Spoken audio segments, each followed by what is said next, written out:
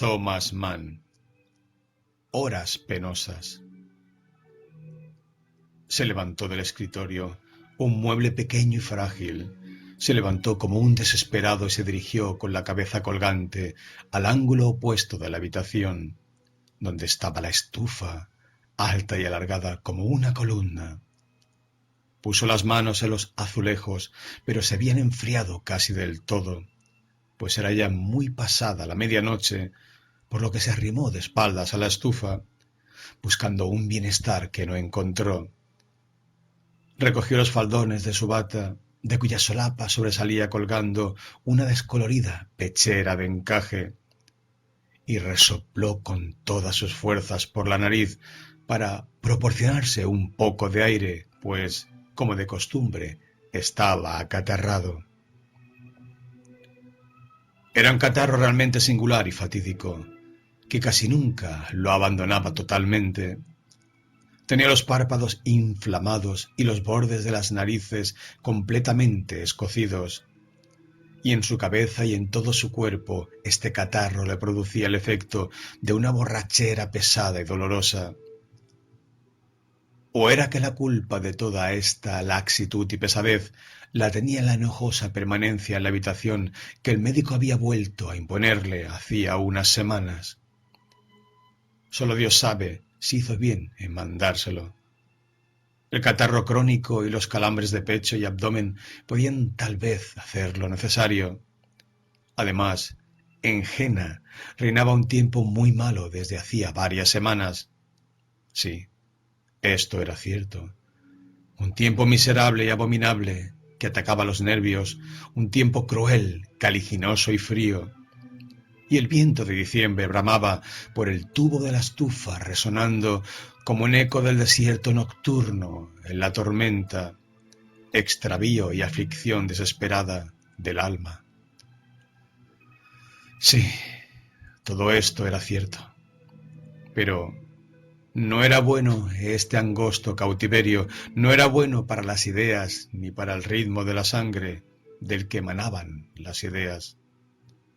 Aquella habitación hexagonal, desnuda, sobria e incómoda, con su techo blanqueado, bajo el que flotaba el humo del tabaco, con sus paredes empapeladas de cuadriláteros en diagonal, de las que colgaban siluetas encuadradas en marcos ovalados, y sus 4 o 5 muebles de patas delgadas, estaba iluminada por la luz de 2 velas que ardían en el escritorio a la cabecera del manuscrito.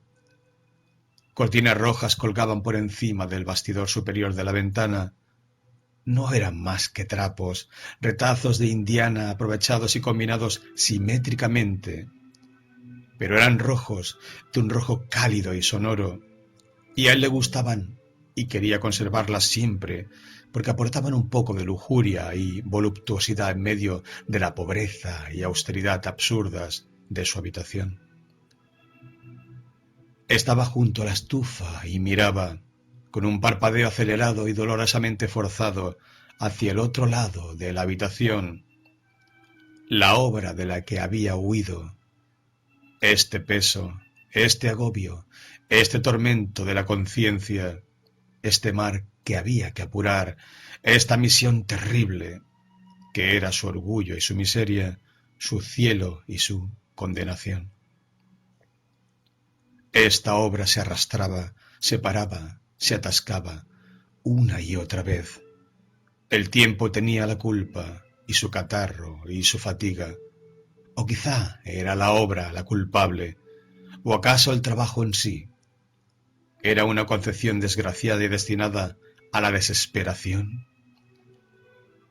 Se había levantado para poner un poco de distancia entre la obra y él, pues a menudo la lejanía física del manuscrito hacía que uno se formara una idea de conjunto, una nueva visión del asunto, y pudiera tomar nuevas providencias. Sí, había casos en que, si uno se apartaba del lugar de la lucha, el sentimiento de desahogo producía un efecto entusiasmador. Y era este un entusiasmo más inocente que el que provocaba el licor o el café negro y cargado. La jícara estaba sobre la mesita. ¿Y si ella le ayudara a salvar este obstáculo? No, no, nunca más. No era únicamente el médico. Hubo otra persona, un hombre de prestigio, que le había disuadido también de la bebida por prudencia.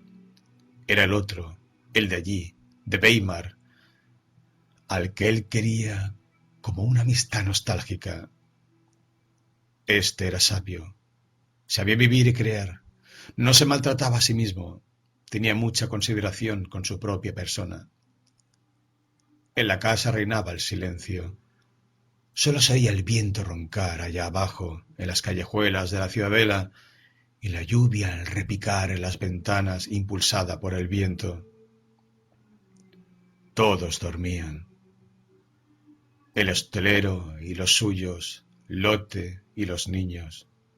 Solo él velaba junto a la estufa fría, mirando con angustiosos parpadeos la obra en que su insaciabilidad enfermiza no le permitía creer. Su cuello blanco sobresalía, larguirucho de la camisa, y por entre el faldón de su bata aparecían sus piernas torcidas hacia adentro. Su pelo rojizo estaba peinado hacia atrás, dejando al descubierto una frente alta y delicada. Formaba sobre las sienes dos entradas cruzadas por venas incoloras y cubría las orejas de delgados rizos. Junto al arranque de la nariz, gruesa y aguileña, que terminaba bruscamente en una punta blanquecina, se reunían unas cejas recias, más oscuras que el pelo de la cabeza, lo cual confería a la mirada de sus ojos hundidos e irritados una expresión trágica. Obligado a respirar por la boca, abría sus delgados labios y sus mejillas, pecosas y descoloridas por el aire enrarecido, enflaquecían y se hundían. No, era un fracaso y todo era inútil. El ejército. El ejército hubiera tenido que ser expuesto en su obra. El ejército era la base de todo, puesto que no podía tenerlo a la vista. Se podía concebir un arte tan fantástico que lo impusiera a la imaginación. Y el héroe no era héroe, era innoble y frío. La inspiración era falsa, la lengua era falsa, y no era más que un curso de historia árido, sin entusiasmo, prolijo y sobrio y perdido para el teatro. Bien, se acabó. Una derrota, una empresa malograda, bancarrota. Quería explicárselo a Corner, al bueno de Corner, que creía en él, que tenía una confianza casi infantil en su genio. Se mofaría, suplicaría, pondría el grito en el cielo. Su amigo le recordaría al don Carlos, que había surgido también de dudas, fatigas y transformaciones, y que al fin, tras toda clase de tormentos, como algo insigne a partir de entonces, demostró ser una obra gloriosa. Pero aquello fue distinto. Entonces era todavía el hombre capaz de agarrar una cosa con mano venturosa y forjarse la victoria. ¿Escrúpulos o luchas? Oh, sí. Y había estado enfermo, mucho más enfermo que ahora, hambriento, prófugo, desmembrado del mundo, oprimido y pobrísimo en lo humano, pero joven todavía, muy joven. Cada vez que se hallaba desfallecido, su espíritu se había sentido impulsado ágilmente hacia lo alto, y tras las horas de pesadumbre habían venido las de la fe y el triunfo interior. Pero éstas ya no habían vuelto, apenas se habían aparecido una vez más. Una noche de espíritu inflamado, en que uno se sentía envuelto de repente en una luz y llegaba a ser genialmente apasionado. Cualquiera que fuese la noche en que a uno le era dado disfrutar siempre de tal merced, una sola de estas noches tenía que ser pagada con una semana de tinieblas y entumecimiento. Era un hombre fatigado, Aún no tenía 37 años y ya estaba acabado. Ya no tenía aquella fe en el futuro, que había sido su estrella en la miseria. Así era. Esta era la verdad desesperada. Los años de estrechez y nulidad que él había tenido por años de sufrimiento y prueba, en realidad habían sido ricos y fructuosos. Y ahora que gozaba de un poco de felicidad, que había salido de la piratería del espíritu y entrado en una justa legalidad y en la sociedad civil, tenía un cargo y una reputación, mujer e hijos. Ahora estaba exhausto y acabado. Fracaso y descorazonamiento era todo lo que le quedaba. Gimió, apretó las manos ante los ojos y echó a andar por la habitación como un animal acosado. Lo que pensó en aquellos precisos instantes era tan terrible que no pudo permanecer en el lugar donde le vino aquel pensamiento. Se sentó en una silla junto a la pared, dejó caer sus manos juntas entre las rodillas y miró tristemente los maderos del suelo. La conciencia. Qué gritos tan agudos profería su conciencia. Había faltado, había pecado contra sí mismo durante todos aquellos años, contra el delicado instrumento de su cuerpo. Los excesos de su ardor juvenil, las noches pasadas en vela, los días entre el aire viciado por el humo del tabaco, excesivamente preocupado del espíritu y despreocupado del cuerpo, las borracheras con las que se estimulaba para trabajar. Todo esto tomaba ahora su desquite. Y puesto que todo se vengaba, quería él porfiar con los dioses que inculpaban e infligían luego el castigo. Había vivido como había podido, no había tenido tiempo de ser juicioso, no había tenido tiempo de ser prudente. Aquí, en este lugar del pecho, cuando respiraba, tosía, bostezaba, este dolor siempre en el mismo punto, este pequeño aviso diabólico, punzante, perforador, que no enmudecía desde que 5 años atrás, en Erfurt, cogió aquella fiebre catarral, aquella tuberculosis pulmonar abrasadora. ¿Qué quería decir? En realidad, sabía muy bien lo que significaba, indiferente a lo que el médico pudiese o quisiese decir. No había tenido tiempo para tratarse con prudencia y miramiento, para economizar moralidad e indulgencia. Lo que quería hacer, debía hacerlo inmediatamente, hoy mismo, con rapidez. Moralidad. Pero, ¿cómo fue que precisamente el pecado, la entrega a lo nocivo y consuntivo, le pareciera, en último término, más moral que cualquier sabiduría y fría continencia? No, no era eso lo moral, el cultivo despreciable de la buena conciencia, sino la lucha y la necesidad, la pasión y el dolor. Dolor. Cómo ensanchaba su pecho esta palabra. Se desperezó, cruzó los brazos y su mirada, bajo las cejas rojizas, muy juntas una de la otra, se animó con una hermosa lamentación. No se era todavía desdichado. No se era totalmente desdichado en tanto existía la posibilidad de dar un nombre orgulloso y noble a su desdicha. Una cosa faltaba, el valor necesario para dar a su vida un nombre grande y hermoso. No reducir la aflicción a aire viciado y a estreñimiento, ser lo suficientemente sano como para ser patético, para poder sobreponerse a lo corporal y no sentirlo, ser ingenuo solo en eso y sabio en todo lo demás, creer, poder creer en el dolor. Pero él creía realmente en el dolor, tan intensamente, tan entrañablemente, que nada de lo que sucedía entre dolores podía ser, a consecuencia de esta fe, ni inútil ni malo. Su mirada vaciló por encima del manuscrito y sus brazos se estrecharon con más fuerza sobre el pecho. El talento mismo no era dolor. Y si el talento que estaba allí, aquella obra fatal, le hacía sufrir, ¿no era pues que estaba en regla? ¿No era ya casi una buena señal? El talento nunca había brotado todavía a borbotones, y hasta que no lo hiciera, no surgiría realmente su recelo. Solo brotaba en ignorantes y aficionados, en los contentadizos e indoctos, que no vivían bajo el apremio y la continencia del talento. Pues el talento, señoras y señores que se sientan allá abajo en las plateas, el talento no es una cosa fácil, juguetona, no es un poder sin más ni más. En sus raíces es necesidad, un conocimiento crítico del ideal, una insaciabilidad, que no se labra su poder y no se acrecienta sin pasar por el martirio.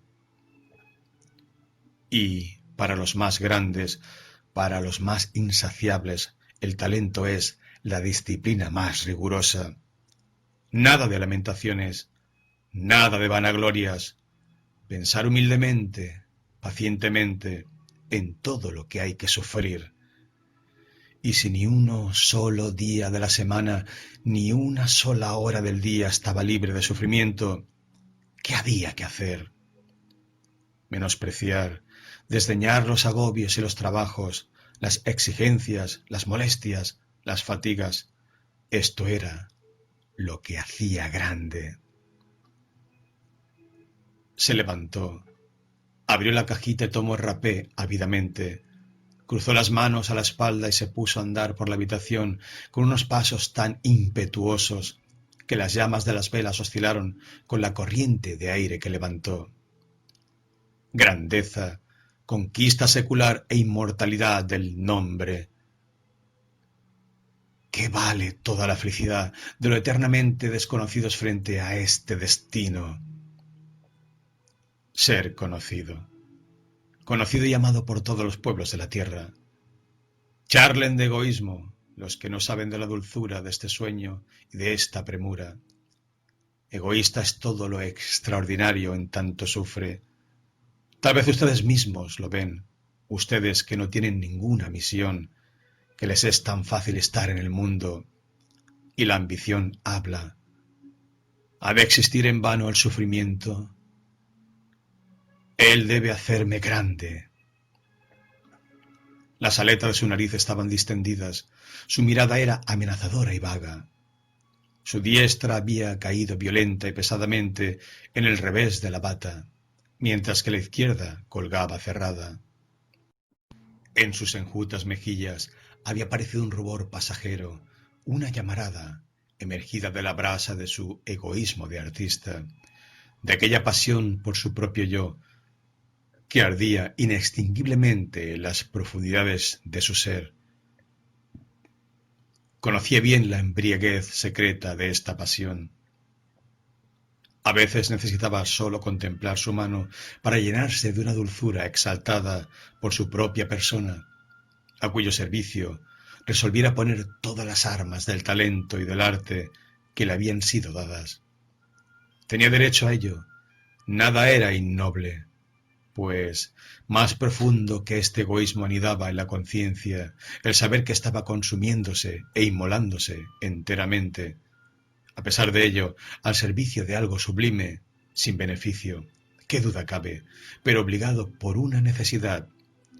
Y en esto radicaba su ansia de emulación, en que nadie llegara a ser más grande que él, en que nadie sufriera más intensamente que él por este ideal. Nadie. Seguía de pie, con la mano sobre los ojos y el cuerpo vuelto un poco hacia un lado, evasivo, huidizo, pero en su corazón sentía ya el aguijón de este pensamiento inevitable, de este pensamiento hacia el otro, el luminoso, el beatífico, el sensual, el divinamente inconsciente, aquel de Weimar, al que quería con una amistad nostálgica. Y ahora de nuevo, como siempre, en profundo desasosiego, con premura y porfía, sentía nacer en sí la labor que seguía a estos pensamientos, afirmar y delimitar el propio ser y el propio arte frente a los del otro. ¿Era entonces él el más grande? ¿En qué? ¿Por qué? Habría un sangriento a pesar de todo, si él vencía? ¿Será incluso su rendición una tragedia? Un dios, tal vez lo era. Un héroe, no. Pero era más fácil ser un dios que un héroe. Más fácil. Para el otro era más fácil separar con mano sabia y afortunada el conocer y el crear. Esto quería hacerlo serenamente, sin congoja, de modo pletóricamente fructuoso.